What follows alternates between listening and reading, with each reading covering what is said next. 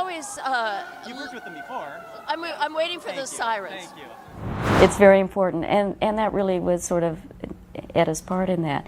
I've been in this game for 50 years, and the last thing I ever thought about was having my hands in. She was one of the most famous women on the planet, a golden goddess, a Hollywood icon. Millions of people adored her face on the silver screen. But behind closed doors, behind the glamour, the diamonds, the studio lights, something dark was happening, something nobody was supposed to know. And then, on one terrifying night in Beverly Hills, her own daughter picked up a knife, and everything changed. Forever. Let's go back, way back, to a tiny mining town in Wallace, Idaho. It's 1921. A little girl named Julia Jean Turner is born into a working-class family with almost nothing. No money, no connections, no safety net. Her father was an itinerant miner. Her mother was barely getting by. By the time Julia was a young teenager, her father had been murdered. Just like that. Gone. The family had nothing left. So her mother packed up whatever she could and headed to Los Angeles with her daughter, chasing the only dream they had left. Nobody could have predicted what happened next. It was 1936. A 16-year-old girl with golden hair and a face that could stop traffic walked into a soda fountain on Sunset Boulevard, or a drugstore, depending on who's telling the story, and a talent scout spotted her. Just like that. No audition, no agent, no connections. Just pure, undeniable magnetism. She was signed almost immediately, and she changed her name. Julia was gone. From that moment forward, the world would know her as Lana Turner. But here's what nobody talks about. She didn't just walk into fame. She fought for it. She took acting lessons. She showed up every single day. She went from making $50 a week to $4,000 a week in less than a decade. Director Mervyn Leroy spotted her early and took her to MGM, the most powerful film studio on earth. And once she walked through those gates, there was no turning back. Her first real role, they put her in a tight sweater and put her on camera. She didn't even speak a single word in that scene. But the reaction from audiences was explosive. Overnight, she had a nickname that would follow her for the rest of her life. The Sweater Girl. By the early 1940s, Lana Turner was untouchable. She was starring alongside Clark Gable. She was sharing the screen with Robert Taylor. MGM was building her into the next Jean Harlow, a goddess for a new generation. During World War II, she became the most popular pin-up among American soldiers overseas. Think about that. While men were fighting and dying on foreign soil, the face they kept in their pockets, the image that gave them hope, was Lana Turner. And then in 1946, she did something that shocked the entire industry. She took a role nobody expected her to take.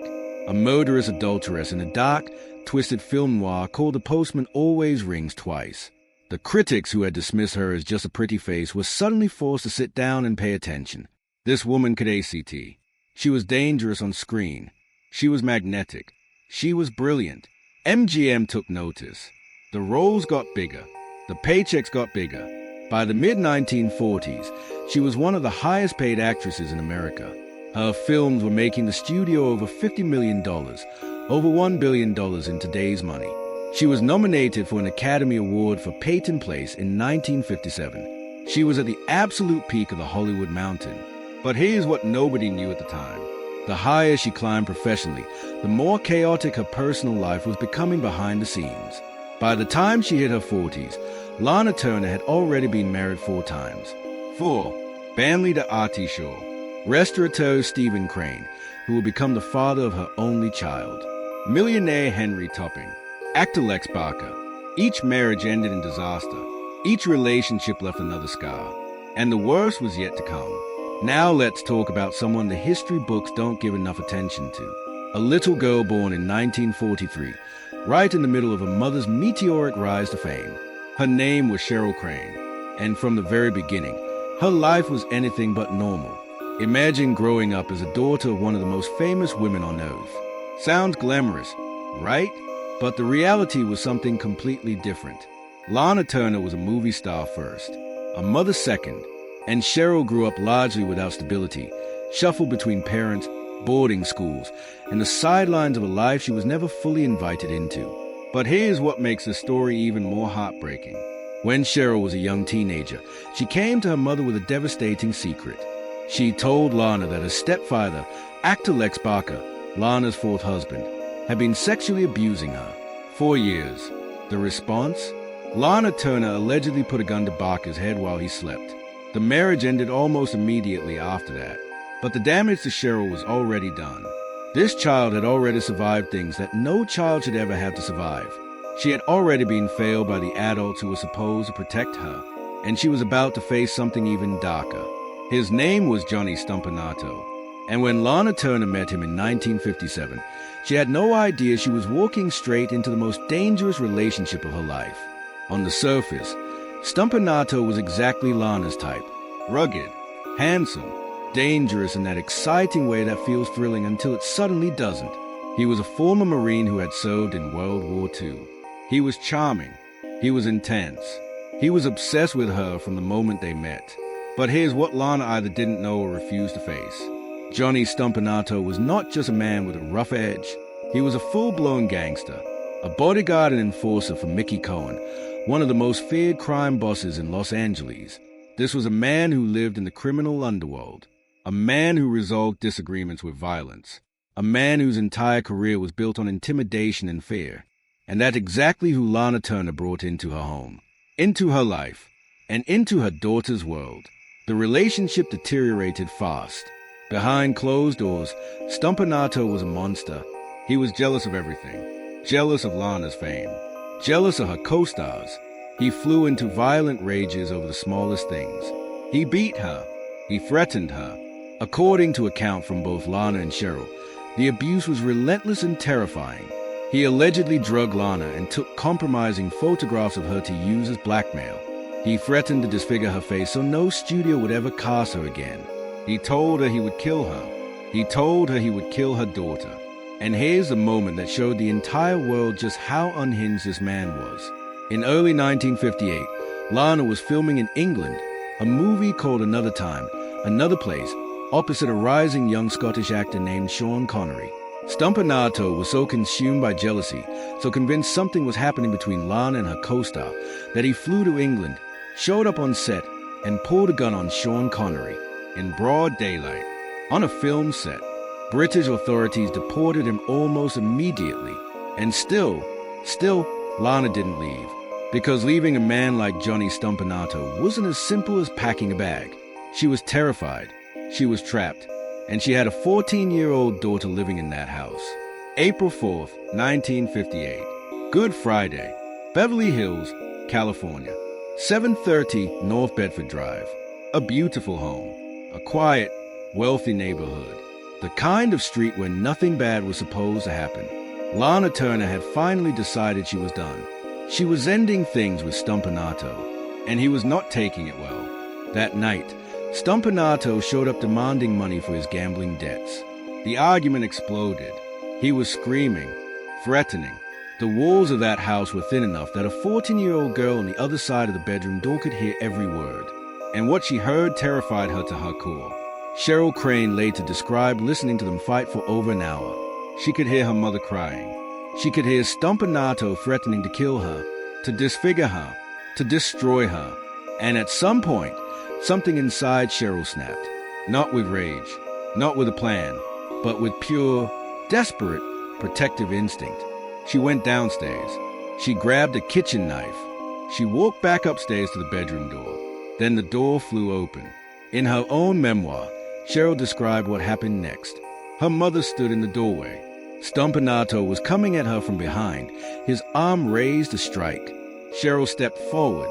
She lifted the knife, and Stompanato, still charging forward, ran directly onto the blade.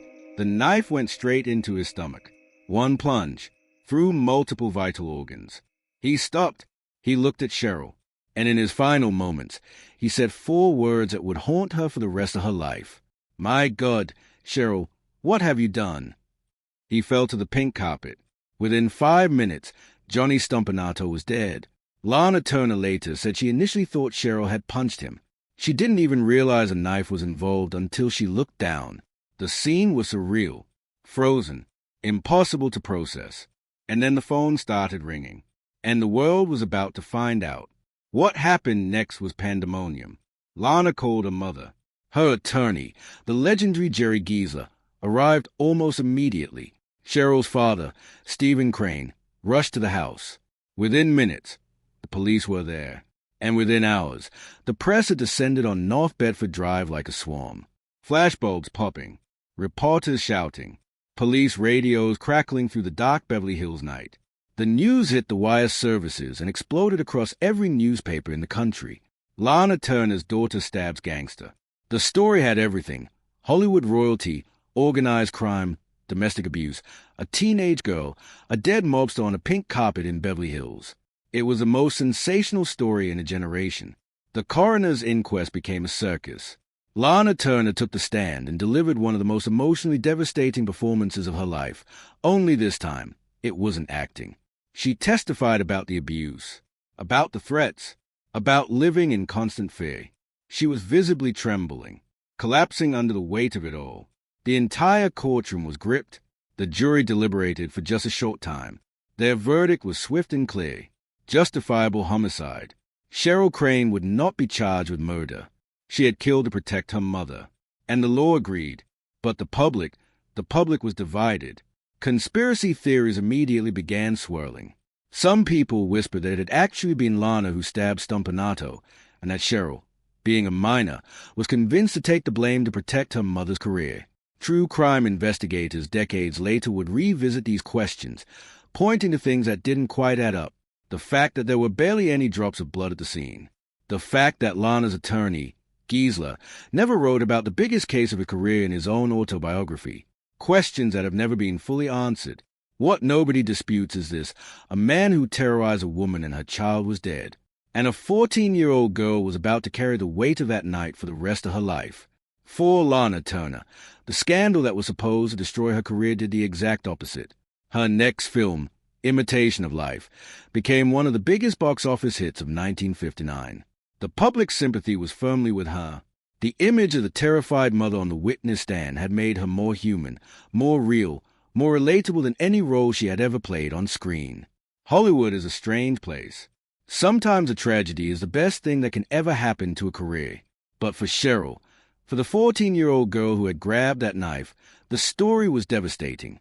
She ran away from home. She spiraled. She attempted suicide.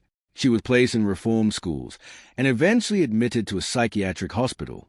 The girl who had tried to save her mother was, in many ways, swallowed alive by the aftermath of that night.